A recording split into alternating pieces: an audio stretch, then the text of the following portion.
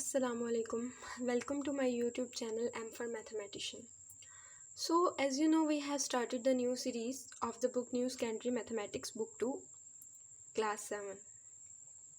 So, we are on the topic Income Tax of Chapter 3.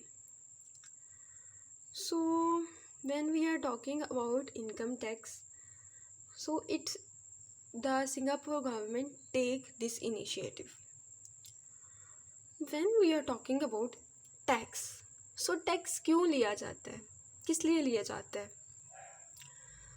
Usually government जो है वो tax लेती है ताकि वो अपने कंट्री को उस टैक्स को यूटिलाइज करके अपने कंट्री में इम्प्लीमेंटेशंस लाए, जैसे कि स्कूल्स बनाए, कॉलेजेस बनाए, देन हॉस्पिटल्स बनाए, रोड्स बिल्ड करे, एंड इस तरह के पर्पसेस के लिए टैक्स लिया जाता है. अब बात आती है इनकम टैक्स की. सो इनकम टैक्स का जो इनिशिएटिव था वो लिया किसने? सिंगापुर गवर्नमेंट ने. ये जो इनकम टैक्स है basically it is obvious from the name income tax, the tax applied on the income. So the government of Singapore have started the initiative that all the capital or money or amount of money that is just earned from the country or while doing the work in the country, or either it come from the outside of the country, on all type of the income tax will be applied. Okay, so and they have mentioned the duration from 1 January to 31st December. So this means the duration of 1 year. So in short or in easy way I can say कि Singapore government ने एक initiative लिया जिसमें उसने कहा कि हम इस मुल्क के अंदर कमाया जाने वाला ज़र मुबादला, कैपिटल, अमाउंट ऑफ मनी जो है वो, या फिर बाहर से from overseas people, from overseas person who belong to that country, तो उस इनकम पे सालाना एक टैक्स अप्लाई करेंगे. उस टैक्स को कहा गया इनकम टैक्स. अब बात आती है chargeable income. So what is this total income? Reliefs. 3 important terminologies: chargeable income, total income and reliefs. So when we are talking about the total income, it is obvious कि कुल जो income है, कुल जो कमाई जाने वाली ज़र मुबादला और कैपिटल है, then it comes to reliefs. So reliefs would be, they have mentioned that the Singapore government give relief on personal relief, wife relief, child relief, life insurance premium, contribution to the central provident fund, and gift to the charitable organization in form of the cash. So reliefs are basically वो amount जो कि एक person जो earn कर रहा है वो खुद पे इन्वेस्ट कर रहा है, वो अपनी फैमिली पे इन्वेस्ट कर रहा है, अपनी वाइफ पे इन्वेस्ट कर रहा है, अपने बच्चे पे इन्वेस्ट कर रहा है, एंड अगर वो जो है एज अ रिटायरमेंट कुछ अमाउंट जो है वो सेव कर रहा है या इंश्योरेंस के लिए, या फिर वो कुछ अमाउंट अपनी अर्निंग में से चैरिटी को दे रहा है. जैसे इन पाकिस्तान हम क्या करते हैं, कुछ ज़कात दे देते हैं, और चैरिटी वहाँ पर सिंगापुर में ये डिसाइड किया गया कि वो चैरिटी जो है वो वेल रजिस्टर्ड होनी चाहिए. ओके, सो रिलीफ इन सब चीज़ों पे रिलीफ दिया गया. अब टोटल इनकम में से ये जो रिलीफ्स है, ये जो सारी चीज़ें, जो वो अमाउंट जो फैमिली पे खर्च होती है, जो चैरिटी के लिए जाती है, उन सब उस अमाउंट के सम पे रिलीफ दिया गया. बट जो उसके अलावा जो अमाउंट है, उसके अलावा जो एक्सपेंसेस हैं, उस पे टैक्स अप्लाई किया गया. अब टोटल इनकम में से जब ये सारे रिलीव्स वो सारी अमाउंट जो फैमिली पे, चैरिटी में, इंश्योरेंस पे या CPF पे, basically CPF is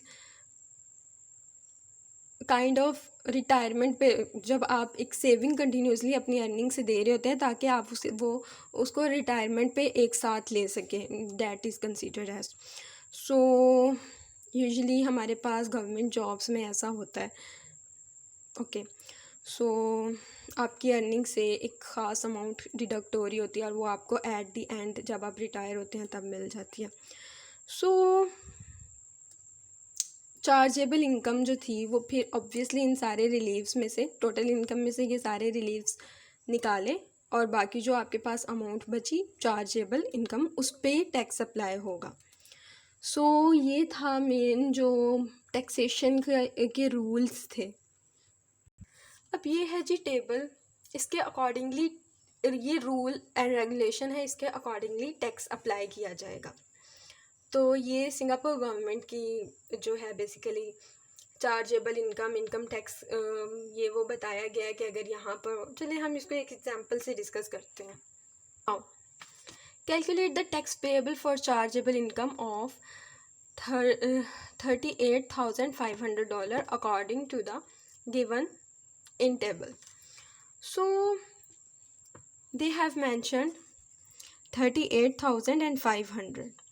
So on the first 30,000 tax payable, look at the table for the amount। अब यहाँ पर 38 है, हमने इस टेबल में से एक ऐसी देखनी है जिसके अंदर 38 लाई करता हो। जैसे 30 + 10 है तो ये 40 बन रहा है, यानी इसके अंदर 30 लाई कर रहा है। अगर 20 + 10 करेंगे 30 है, इसमें लाई नहीं करता। 40 + 40 करें 80, इसमें भी 38 लाई नहीं करता, तो बेसिकली इसमें लाई कर रहा है। तो फर्स्ट 30 के लिए हमारे पास जो होगी वो ये टैक्स पेएबल ये होगा। देन नेक्स्ट जो अमाउंट होगी उसके लिए हम क्या करेंगे, अगर वो नेक्स्ट 10,000 होती है तो हम कहेंगे कि उसके लिए टैक्स पेएबल 350 है। बट अगर इससे कम होती है तो हम करेंगे कि 3.50 ऑफ डैट अमाउंट। अब मेरे पास फर्स्ट जो थी 30,000 पे $200 टैक्स आया। देन नेक्स्ट 8,500 जो बची है उस पर कितना है 3.50, यहाँ देखें 3.50। सो 3.50 ऑफ डैट अमाउंट जो क्या है 8,500। सो मेरे पास जो टैक्स आ गया यहाँ पर सेकंड वाले इस पे वो है। अब यहाँ पर परसेंटेज का साइन हटेगा तो डिवाइडेड बाय 100 होगा और उसको सॉल्व करेंगे तो हमारे पास $297.50 आ गया। अब इन दोनों को जब हम सम करेंगे $200 को और 297.50 को, तो हमारे पास आ जाएगा 497.50। ये है टोटल टैक्स पेएबल। देखें अब प्रैक्टिस नाउ 8।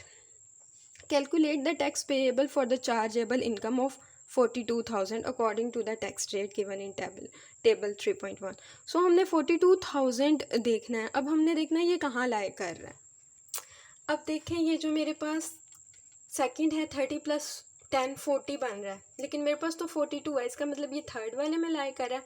तो फर्स्ट 40 पे कितना आएगा 550 एंड देन जो अमाउंट बचेगी वो 7% होगी उसके। चलें इसको देखते हैं। देखें यहाँ पर फर्स्ट जो 40,000 थे उस पर 550 और पीछे मेरे पास 2,000 बच गए, ये 7% ऑफ 2,000, तो परसेंट हटाया तो डिवाइडेड बाय 100 इंटू 2,000। अब ये आ गया $140। अब इन दोनों को ऐड करेंगे तो हमारे पास आ जाएगा टोटल टैक्स पेएबल, तो ये है हमारे पास $690।